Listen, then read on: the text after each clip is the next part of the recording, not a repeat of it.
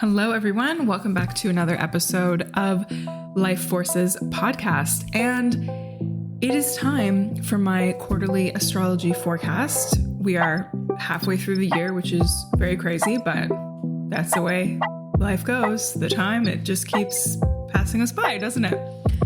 So for this one, I am doing things a little bit differently because I had one of my classic something needs to change, feeling the tension and frustration retrospective moment. And for about a year, I think I've been offering these just for free on my podcast. And I have decided moving forward, I am going to paywall them. So I will be offering you a preview right here, right now.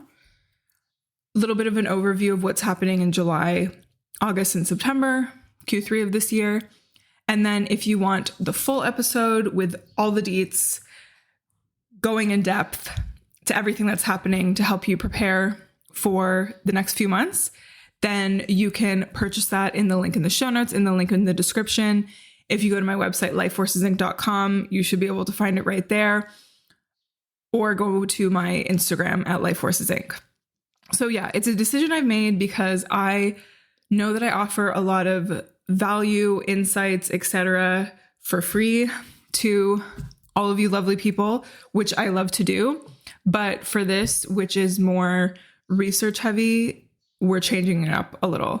And I'm also going to offer a bundle with my 2024 digital astrology calendar, which will be heavily discounted as well, just because we're halfway through the year. So yeah, okay, cool, exciting. And what else did I want to say? Oh yeah, of course, if you haven't heard, I have a new one-on-one container. In previous episodes, I was calling it Reclaim, Activate, Flow, and I'm still using that languaging for like the steps of the process, but I am calling the one-on-one container Activate Your Purpose. So it's all about activating your purpose, your path ahead through astrology, human design, and something I don't quite have a name for, but tentatively is called body alchemy, which has a lot to do with aligning your body to natural rhythms, whether that's astrological seasons, whether that's circadian rhythm, the sun rising and setting every day, or if you menstruate, your moon cycle, your menstrual cycle, and the different phases of that. So I'm so excited to be offering that. I still, at the time of this recording, have a couple spots available for the beta round, which will be over 50% off the regular price once I properly launch it. So it's a great time to get in, and you can book a call with me in the link in the show notes to learn more and see if it's a good fit for you. And just so you know, it's a 3-month program with 2 calls with me per month, other stuff in between, and Voxer support throughout and in between. Needed a sip of water there. Whew. Okay. So now let's get into the highlights of Q3. So definitely things are heating up in this quarter. It's summer in the Northern Hemisphere, so temperature-wise, things are obviously heating up, but astrologically, things are getting there as well. So in July, we'll have Saturn, Neptune, and Pluto all retrograde by the end of the month. And we also have a mega transit that happens every 2 years in the middle of the month, and this is the Mars-Uranus conjunction. This is certainly going to shake things up in the way that the Jupiter-Uranus conjunction did in April. I believe there's going to be a similar shakeup. It might not be as fun and exciting because Mars is involved, and Mars has a lot to do with aggression and war. And given certain ongoing conflicts in the world, in my opinion, this doesn't bode well for things necessarily getting better before then. So let's see what happens. I'm going to go into depth with this on the full episode, of course, the full video. And also in July, we're going to get into Mercury Retrograde shadow, which is the approximately 2-week period before Mercury retrograde starts. We're going to have Mercury retrograde in the signs of Virgo and Leo in August. So that's something to look forward to. So notice if around mid-month in July, things get a bit weird because of this Mars-Uranus conjunction, right? Unexpected things, unexpected aggression. And then the Mercury retrograde shadow period starts, which means that things in terms of our communications, mental processing, how messages are being exchanged, things are already getting maybe a little bit funky, or certain conflicts within ourselves or with other people are emerging. So something to think about there. As for August highlights, so Saturn, Neptune, Pluto retrograde, but then Mercury joins the party. We're going to have Mercury retrograde for most of the month. And also, there's a lot astrologically that can make relationships a little bit difficult and weird, especially around the 19th of August for the rest of the month. Because of the Mercury retrograde, then we have Neptune retrograde opposing all the stuff in Virgo. We have Venus square Mars. It could be a difficult time in terms of relating to people. So just something to notice. Then also on the 19th, kind of the big transit of the month is we have Jupiter in Gemini, which is our fun new paradigm that started at the end of May. It's the way that we're going to be expanding and growing in the next year collectively. Jupiter in Gemini is squaring that retrograde Saturn in Pisces. So this kind of takes away some of the enthusiasm of the Jupiter and Gemini stuff, like, yay, all this information, and then Saturn and Pisces just like, hold on a minute. This happens once every 10 years, so it's quite rare. And yeah, so it's putting the brakes on a little bit with the enthusiasm and overactivity of Jupiter in Gemini.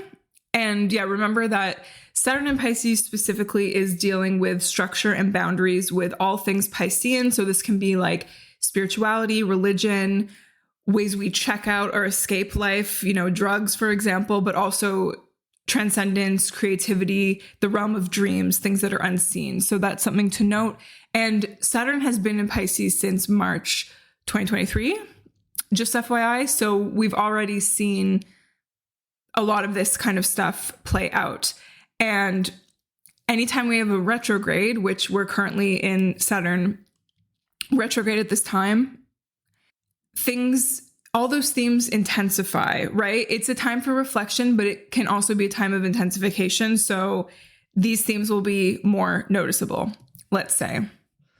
And yeah, honestly, August is just not the best time to get things done, let's say. So if you can plan accordingly, I would do that. That's what I would advise.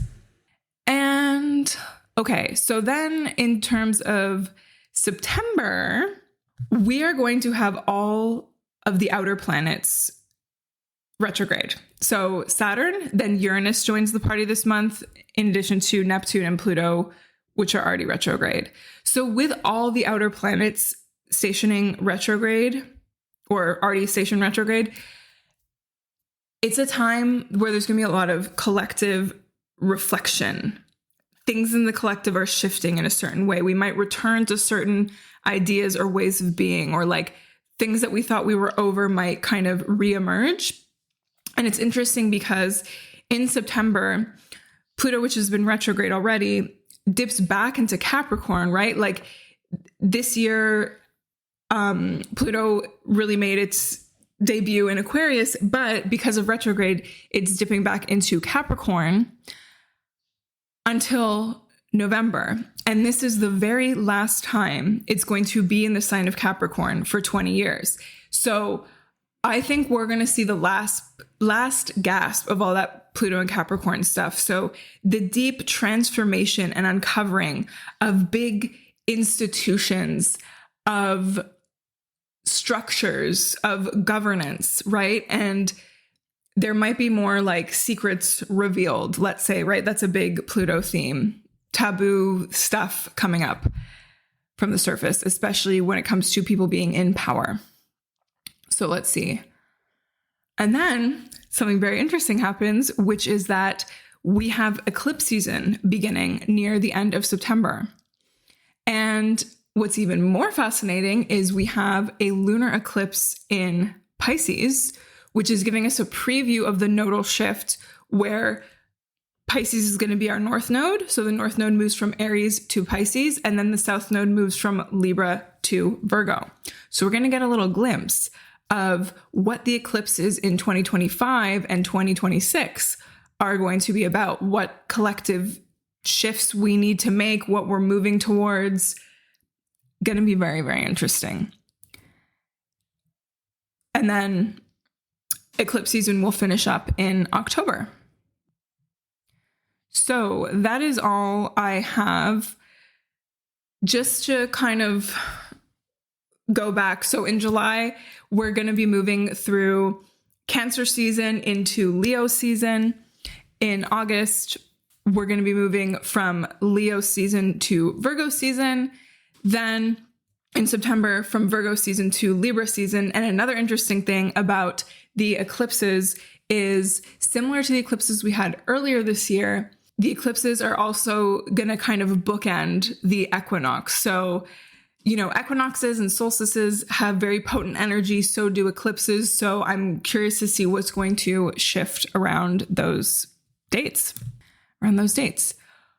All right. So this is the end of the preview of the next few months. If you want to know what's going down, specifically detailed, couldn't ask for more, really. Get the scoop on all the new and full moons, see when Mercury is changing signs, learn more about Mercury Retrograde, etc. You can purchase the full video. So you'll get the full video, full audio. You can bundle that in with the 2024 digital calendar if you don't have it already, so you can sync up your life with this stuff. And if you've already purchased the calendar, you'll get a discount on this Q3 2024 astrology forecast.